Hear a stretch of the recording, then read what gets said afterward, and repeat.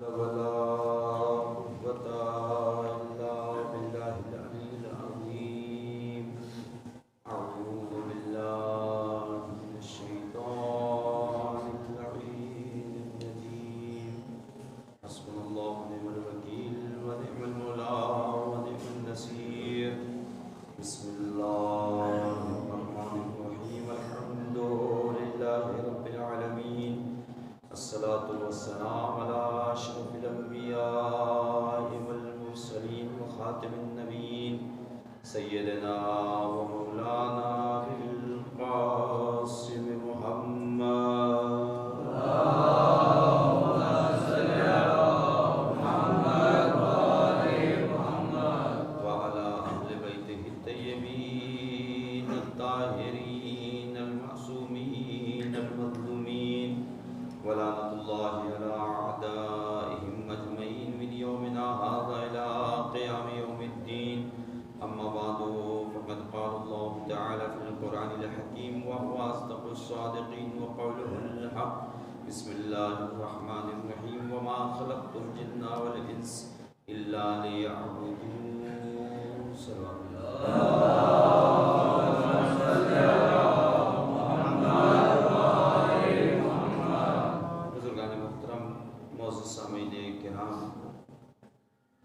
حکمہ کے ایصال ثواب کی مجلس ان کے بچوں نے برگزار کی ہے، منعقد کی ہے. خداوند عالم قرآن مجید میں ارشاد فرما رہا ہے کہ ہم نے جن و انس کو عبادت کے لیے خلق کیا، اور عبادت کسی محدود دائرے کا نام نہیں بلکہ عبادت وسیع دائرے کا نام ہے. ہر وہ نیکی، ہر وہ عمل جو اللہ کو پسند آئے، جس سے اللہ اور اس کا رسول اور اہل بیت علیہ السلام خوش ہو جائیں، وہ عبادت ہے. اللہ قرآن مجید میں ارشاد فرما رہا ہے وَقَضَىٰ رَبُّكَ أَلَّا تَعْبُدُوا إِلَّا إِيَّاهُ وَبِالْوَالِدَيْنِ إِحْسَانًا. اللہ کا فیصلہ یہ ہے کہ اللہ کے علاوہ کسی کی عبادت مت کرنا. وَبِالْوَالِدَيْنِ إِحْسَانًا، اور اپنے والدین کے ساتھ احسان کرنا، نیکی کرنا، صلہ رحم کرنا. یعنی نیکی کرنا بھی ایک عبادت ہے، اور والدین کے ساتھ نیکی زندگی میں بھی کرنا ہے اور اس دنیا سے ان کے گزر جانے کے بعد بھی ان کے لیے نیکی کرنا ہے.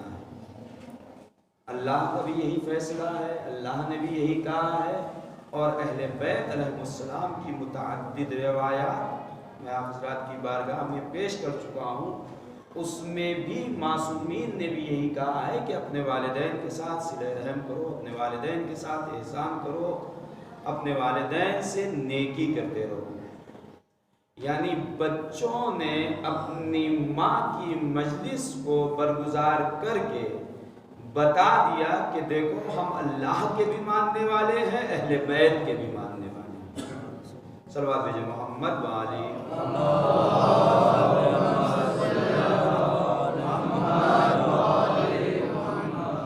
نیکیوں میں سے مومن کو خوش کرنا نیکی ہے، احسان کرنا ان کے ساتھ، نیکی کرنا ان کے ساتھ، ان کو خوش کرنا نیکی ہے، عبادت ہے. جیسا کہ حضور فرماتے ہیں من سر مؤمنا فقد سرنی، جس نے بھی کسی مومن کو خوش کیا، شاد کیا، خوشی بخشی، اس نے مجھ رسول کو خوش کیا. کتنی بڑی بات ہے. ومن سرنی، اور جس نے مجھے خوش کیا فقد سر اللہ، اس نے اللہ کو خوش کیا. یعنی ایک مومن کو خوش کرنا گویا کہ رسول کو خوش کرنا ہے، رسول کو خوش کرنا گویا کہ اللہ کو خوش کرنا ہے. اور اگر کوئی انسان اپنے والدین کو خوش کر دے، ایک معمولی مومن کو اگر انسان خوش کر رہا ہے تو اللہ خوش ہو رہا ہے. اور جس کی جو اللہ اپنی عبادت کے بعد اپنے والدین کے ساتھ نیکی کے لیے کہا ہے، اگر والدین کو آدمی نیکی کر کے خوش کر دے تو اللہ کتنا خوش ہو. صلوات بھیجیں محمد وعلی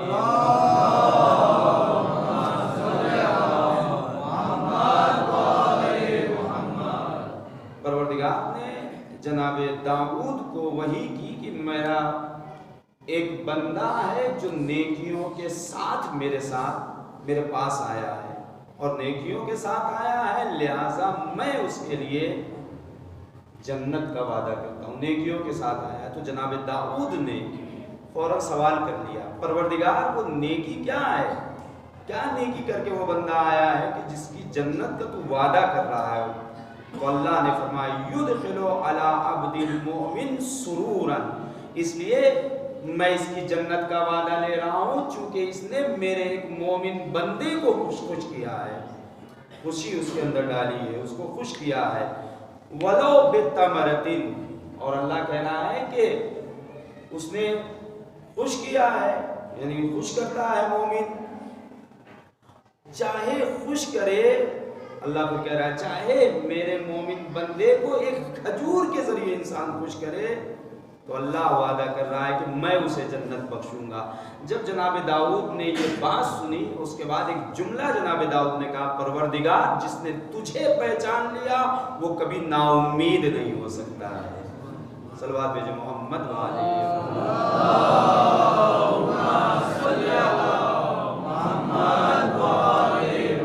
جیسا کہ ہمارے آپ کے چھٹے امام بھی فرما رہے ہیں، ان عبداللہ بن سنان، یہ عبداللہ بن سنان ایک راوی ہے، اس سے یہ روایت ہے، قالا، اس نے کہا، کانا رجل عند ابی عبداللہ فقرأ هذه الآیہ،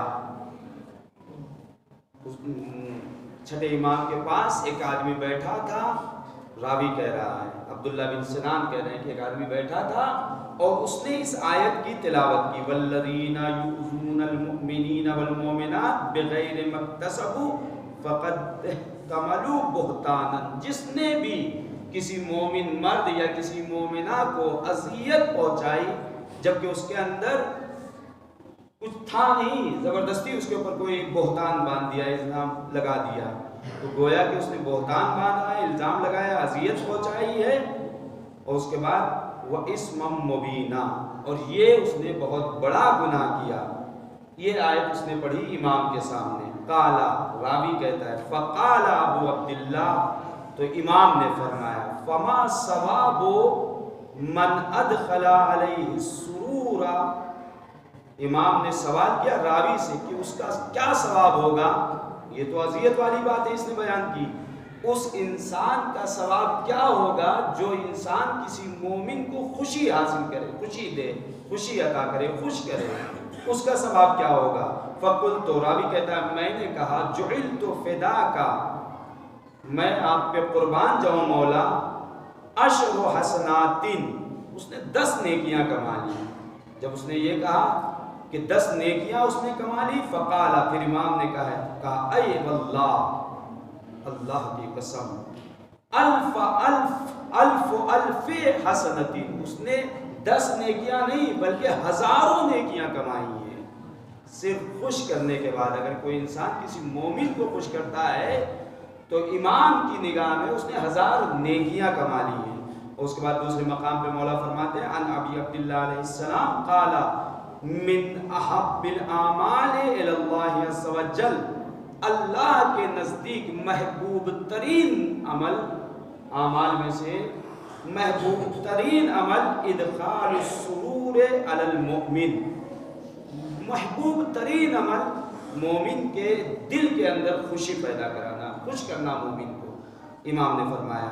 اور اس کے بعد امام فرماتے ہیں کس چیز کے، اشباع جوعتہ، اگر وہ بھوکا ہو اسے کھانا کھلاؤ، وتنفیس کربتہ، اگر وہ پریشان ہے، پریشانی میں مبتلا ہے تو اس کی پریشانیوں کو دور کرو، او قضاء دینہ، اگر وہ مقروض ہے تو کوشش کرو کہ اس کا قرض ادا ہو جائے۔ اسی لیے آیت اللہ فاضل لنکرانی نے اپنے دفتر میں ان کی وصیت یہ لکھی ہوئی ہے، انہوں نے اپنی زندگی میں، اپنی حیات میں یہ جملہ انہوں نے کہا تھا کہ تم زیادہ سے زیادہ مستحبات کی طرف مت بھاگو، بلکہ زندگی میں، اپنی زندگی میں یہ کوشش کرو کہ لوگوں کی مشکلات، لوگوں کی پریشانیاں دور کرو، اور اس کے بعد روز محشر تم سے جب سوال ہو کہ تم نے مستحبات کو کیوں نہیں انجام دیا تو کہہ دینا فاضل نے کہا تھا کہ واجبات کو انجام دو، لوگوں کی پریشانیوں کو دور کرو۔ صلوات بھیجے محمد والی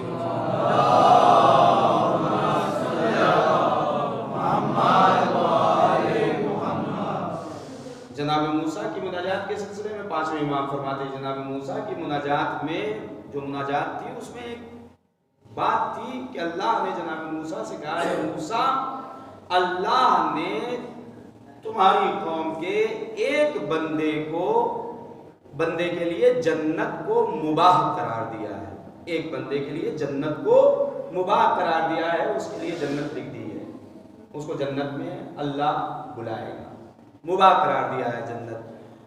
تو جناب موسیٰ نے سوال کیا پروردگار وہ بندہ کون ہے؟ تو جناب موسیٰ نے کہا کہ میرا ایک مومن بندہ ظالموں کے درمیان، جو مشرکوں کے درمیان، جو اللہ کو نہیں مانتے ان کے درمیان زندگی گزارتا تھا، بڑی سخت پریشانی کی زندگی، اس نے وہاں سے ہجرت کر لی، دوسرے مقام پہ گیا، دوسری جگہ گیا، اور جب وہاں گیا تو وہاں پر ایک مشرک نے دوسرے شہر میں، دوسرے قریے میں جہاں بھی گیا ہو، وہاں ایک مشرک نے اس کی مہمان نوازی کی۔ کس نے کی؟ مشرک نے کی مہمان نوازی۔ تو اللہ کہہ رہا ہے کہ مشرک نے مہمان نوازی کی، جب مشرک کی روح قبض ہونے لگی تو اللہ نے وحی کی اس مشرک انسان پہ جس نے مومن کی مہمان نوازی کی تھی، مومن کی مہمان نوازی کی تھی، اللہ نے اس مشرک بندے پہ وحی کی کہ مشرک میری جنت حرام ہے مشرک کے لیے، یہ میرا وعدہ ہے، یہ قرآن کی آیت ہے، آپ سنتے رہتے ہیں، لیکن چونکہ تو نے میرے ایک مومن بندے کو خوش کیا ہے، میرے ایک مومن بندے کا خیال کیا ہے، لہٰذا میں تجھے جنت تو نہیں لیکن ہاں جہنم کی آگ سے کہوں گا کہ آگ تجھے جلائے گی نہیں، آگ تجھے جلائے گی نہیں۔ آپ دیکھیں کہ اگر مشرک بھی چاہے کہ مومن، مشرک بھی اگر مومن کی مدد کر رہا ہے تو اللہ اس کا صلہ یہ دے رہا ہے کہ اس کے لیے آگ کو، آتش جہنم کو ٹھنڈا کر دے رہا ہے، ٹھنڈا کر دے رہا ہے، سرد کر دے رہا ہے۔ تو یہ ہے مقام، یعنی انسان اگر نیکی کرے، صلوات دیجئے محمد والے محمد۔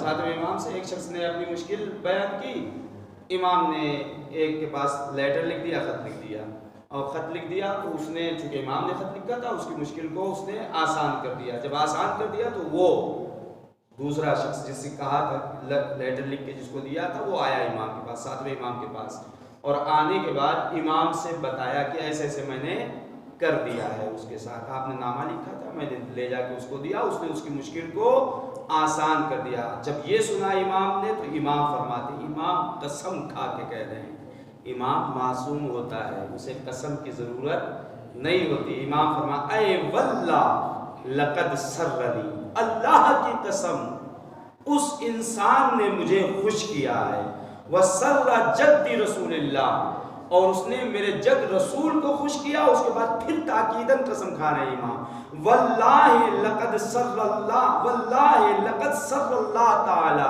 اور اللہ کی قسم اس انسان نے اللہ کو بھی خوش کر دیا۔ آپ دیکھیں، یعنی ایک مومن کو خوش کرنے کا نتیجہ یہ ہوتا ہے کہ امام بھی خوش ہو رہے ہیں، رسول بھی خوش ہو رہا ہے، اللہ بھی خوش ہو رہا ہے۔ ایک مومن کے ساتھ اگر انسان نیکی کرتا ہے تو اللہ بھی خوش ہو رہا ہے، رسول بھی خوش ہو رہے ہیں، اہل بیت علیہ السلام بھی خوش ہو رہے ہیں۔ اور جس اللہ نے، جس اہل بیت علیہ السلام نے والدین کے ساتھ نیکی کرنے کے لیے کہا ہے، اگر اللہ کے بندے اپنے والدین کے ساتھ نیکی کرے تو اللہ کتنا خوش ہوگا، کتنا مقام اسے ملے گا، کتنا مرتبہ اسے حاصل ہوگا۔ میرے عزیزوں، عبادت کسی محدود دائرے کا نام نہیں ہے۔ قضا ربک الا تعبدوا الا ایہ وبالوالدین احسانا، عبادت میں سے ایک عبادت یہ بھی ہے کہ نیکی کرو، اپنے والدین کے ساتھ احسان کرو، مومنین کے ساتھ احسان کرو۔ اور اہل بیت علیہ السلام نے تو ایسے ایسے مقام پہ، ایسی ایسی جگہ احسان اور نیکی کی ہے جہاں انسان سوچ بھی نہیں سکتا۔ آپ سوچیں کہ شب عاشور لشکر پہ لشکر آمادہ ہے امام سے جنگ کرنے کے لیے، لیکن ایسے حالات میں امام سب کو ایک جگہ جمع کرنے کے بعد، چراغ کو گل کرنے کے بعد امام کہتے ہیں کہ یہ ایک احسان ہے امام کا. امام کہتے ہیں کہ میں تم پر سے بیعت ہٹا لے رہا ہوں. تم میں سے اگر کوئی جانا چاہے جا سکتا ہے. اگر تمہیں یوں جاتے ہوئے شرم آ رہی ہے، شرم محسوس کر رہے ہو، خجالت محسوس کر رہے ہو، تو میں چراغ کو گل کر دے رہا ہوں، تم جا سکتے ہو. یہ احسان ہے امام کا. نیکی کر رہے، ایسے حالات میں نیکی کر رہے امام، احسان کر رہے ہیں. تمہیں اگر خطرہ ہے، تمہیں اگر اپنے گھر والوں کی فکر ہے تو، اور یہاں تک کہ امام نے کہا میں جنت کی بشارت بھی دے رہا ہوں. لیکن جو محب اہل بیت ہو جائے، جس کو عشق اہل بیت واقعی ہو جائے، تاریخ بتاتی ہے کہ چراغ جب روشن ہوا ہے تو جو جس حالت میں تھا اسی حالت میں بیٹھا رہا، کوئی گیا نہیں. میرے عزیزوں، آپ دیکھیں ایام چل رہے ہیں. بی بی زہرا سلام اللہ علیہا، کون بی بی؟ کوئی ایسا کر سکتا ہے میرے عزیزوں کہ ابھی شادی کر کے آیا ہو اور کوئی مانگنے والا آ جائے، شادی کا لباس اسے ہدیہ کر دے؟ بچے گھر میں بھوکے ہوں، کوئی اسیر آ جائے، کوئی یتیم آ جائے، کوئی مسکین آ جائے، اپنے سامنے کی روٹیاں اسے عطا کر دے. جب انسان روٹیاں عطا کر دیتا ہے تو اس کی شان میں، اس کی فضیلت میں آیت نازل ہوتی ہے. ہاں، جس کی عظمت اتنی تھی، جس کا مقام اتنا تھا، میرے عزیزوں اسی کو رلایا گیا، تڑپایا گیا. شہزادی نے سوچا نہیں تھا کہ بابا کی وفات کے بعد میرے بازو توڑ دیے جائیں گے، میرے بازوؤں پہ نیل کے نشانات ہو جائیں گے، میرے رخسار پہ تماچوں کے ایسے نشان ہوں گے کہ مرتے دم تک وہ باقی رہیں گے. نہیں سوچا ہوگا. ہاں، ہوا بھی ایسی میرے عزیزوں. شہزادی کے بازوؤں پہ دو روایتیں ہیں. اتنا مارا ہے کنفوز ملعون نے کہ شہزادی کا بازو بھی ٹوٹا. ایک روایت کے مطابق بازوؤں پہ نیل کا نشان جو آخر وقت تک باقی رہا، اور شہزادی کے رخسار پہ نیل کا ایسا نشان تھا کہ شہزادی نے اپنے رخسار پہ ہمیشہ تماچا رکھا، ہاتھ کو رکھا. کبھی امام علی علیہ السلام نے اس رخسار کو دیکھا نہیں، لیکن جب علی نے غسل دینا شروع کیا، بس ایک مرتبہ رخسار سے ہاتھ کو جب ہٹایا ہے تو کیا دیکھا؟ بنت رسول کے رخسار پہ نیل کا نشان. جزاکم اللہ. خدا آپ کو کوئی غم نہ دے سوائے غم مظلوم کربلا کے. ہاں آزادارو، جب مولا کائنات نے غسل دیا، غسل دیتے دیتے دیتے دیتے جب پسلیوں پہ ہاتھ پہنچا تو بنت رسول کی پسلیاں ٹوٹی تھی. علی نے سوچا نہیں تھا کہ بنت رسول کی پسلیاں ٹوٹیں گی، بنت رسول بتائیں گی نہیں. جو علی اپنے بچوں سے منع کر رہے تھے، اب تک دیکھو بچوں رونا نہیں، ماں کی وصیت ہے. اگر رونا آئے تو اپنی آستینوں کو اپنے منہ میں رکھ لینا، بلند آواز سے رونا نہیں. وہی علی جب غسل دیتے دیتے پسلیوں پہ ہاتھ پہنچا، بس ایک مرتبہ چیخ کر علی روتے ہیں. چاہنے والے نے بعد میں سوال کیا، اے مولا آپ بڑے صابر ہیں، آپ اتنی تیز زور سے روئے کیوں؟ بس ایک مرتبہ علی نے کہا، علی روئے کیوں نہ؟ بنت رسول کی پسلیاں ٹوٹی تھی. بنت رسول نے بتایا نہیں. ہاں زادارو، جنازہ تیار ہوا شہزادی کا، لے کر چلتے ہیں مولا کائنات. بس ایک مرتبہ شہزادی زینب گھر سے باہر نکل آئی. بس علی کی نگاہ زینب پہ پڑی، جنازہ حسنین کے حوالے کیا، در پہ آئے. اے زینب، ابھی تیرا بابا زندہ ہے. زینب تو گھر سے باہر کیوں نہیں آئی، کیوں آ گئی؟ بس ایک مرتبہ زینب نے کہا، اے بابا، بھیا حسن جا رہے ہیں، بھیا حسین جا رہے ہیں ماں کو دفن کرنے کے لیے، اے بابا مجھے بھی لے کر چلیے. بس ایک مرتبہ علی نے کہا، اے بیٹی زینب، میں تجھے لے کر چلوں گا، لیکن اس وقت نہیں، بعد میں لے کے چلوں گا. آزادارو، مولا کائنات نے دفن کر دیا. شہزادی کو گھر پہ آ گئے. शहजादी इंतजार कर रही है, अब बाबा माँ की कब्र पे ले चलेंगे, अब बाबा माँ की कब्र पे ले चलेंगे। हाँ, वो वक्त भी आया कि मौला ने शहजादी का हाथ पकड़ा, माँ की कब्र पे पहुंचे। हसनैन ने अपने आप को माँ की कब्र पे गिराया। जैसे हसनैन ने गिराया, ज़ैनब तड़प के अपने आप को गिराना चाहती है। अली ने रोक लिया, जो शमा रोशन थी उसे गुल कर दिया। मैं कहूँगा ए मौला, शमा को क्यों गुल कर दिया? अजब नहीं मौला जवाब दे, ये सहरा है, मुझे खतरा है कहीं कोई आ ना जाए जो ज़ैनब को इस हाल में देख ले। मैं कहूँगा ए मौला, आज ज़ैनब का इतना ख्याल, यही ज़ैनब होगी, वो शाम का बाजार होगा, सर बरहना होगी, तमाशा ही तमाशा देखिए। अला लानतुल्लाहि अला सयालमुल लज़ीना ज़लमू अय्या मुनक़लिबिन यन्क़लिबून।